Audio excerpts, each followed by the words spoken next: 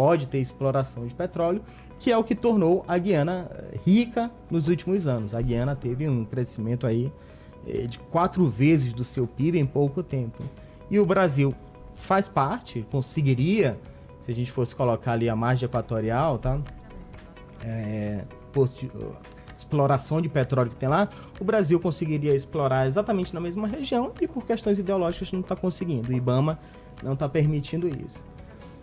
O Brasil está entrando agora, vai começar a partir de 2027, ter um decréscimo da sua exploração de petróleo. Provavelmente a gente vai deixar de ser exportador para ser importador de petróleo e o petróleo no Brasil, os combustíveis, eles ficarão mais caros. Então é um cenário aí desastroso. Tudo isso enquanto o Oriente Médio provavelmente vai ser mais estável, porque esses braços, esses grupos proxies que tem do Irã, eles estão começando a entrar nos eixos por meio da força. E o Brasil, que poderia continuar esse processo de autossuficiência de petróleo, o Brasil, por questões ideológicas, está abrindo mão disso e não explorando o petróleo lá da margem equatorial. Vamos lá, o Pedro, ele fala assim, em seu vídeo você mencionou que a ONU pode ser uma aliada do Hamas. Pode explicar mais sobre isso? O que é a ONU, né? Isso daí é bem interessante. Sabe o que é a ONU? Vilela, olha só. A ONU, na sua Assembleia Geral, todo mundo vai ser igual.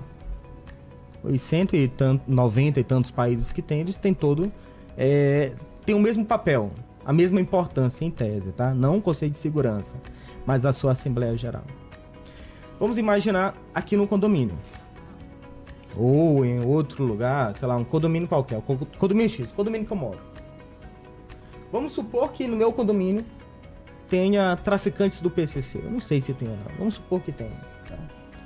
Tem ali uma assembleia, uma votação, todo mundo vai ter direito a voto. Se lá tiver mais bandido, mais traficante, o que quer que seja, e eles pensarem de uma maneira diferente de mim em relação ao condomínio, eu vou perder e pronto. E aquilo dali é o condomínio, é a Assembleia em si. A Assembleia, ela não tem uma moralidade. Na ONU acontece algo parecido, tá? A ONU, ela é formada, a sua Assembleia Geral, pelos 190 e tantos países que existem. Mas, o que existe mais no mundo? Ditadura ou democracia liberal? Democracia, eu acho, né? Não, existe mais ditadura. No mundo? No mesmo? mundo, a gente tem mais ditaduras. Ou ditadura efetivamente, ou democracias que não são democracias de fato. Por exemplo, a Rússia. É uma democracia de fato? A Rússia tem eleições regulares, as pessoas vão às urnas, tem ali o candidato, um candidato ou outro acaba morrendo, né? Porque lá existe uma pandemia, não é uma pandemia, né? Que seria mundial. Mas tem uma epidemia, um surto de labirintite lá na Rússia. Principalmente dos opositores do Putin. Eles chegam lá na janela, eles caem e morrem. Então, misteriosamente. Tem esse surto lá, né? Então, olha só. A Rússia, ela é uma democracia no papel. A Turquia, a mesma coisa. A Turquia é uma democracia no papel. Mas, de fato, ela não é.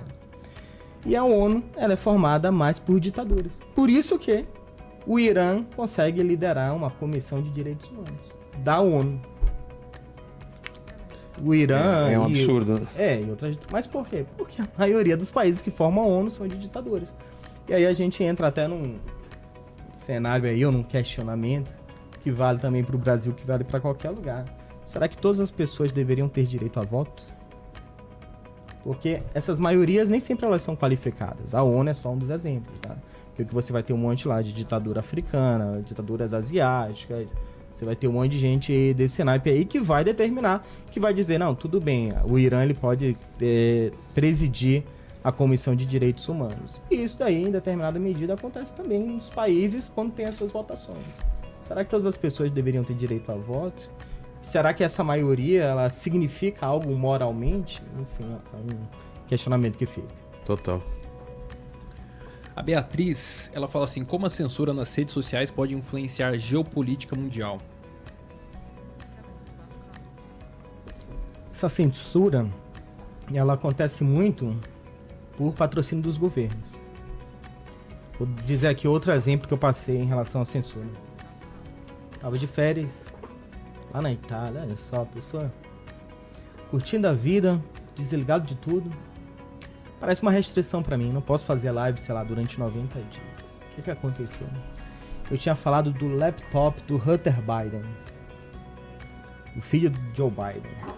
E esse assunto, durante o segundo mandato, né, durante ali a tentativa, na verdade, do segundo mandato do Donald Trump, que não veio naquela ocasião, ele era considerado fundamental para os rumos do governo norte-americano.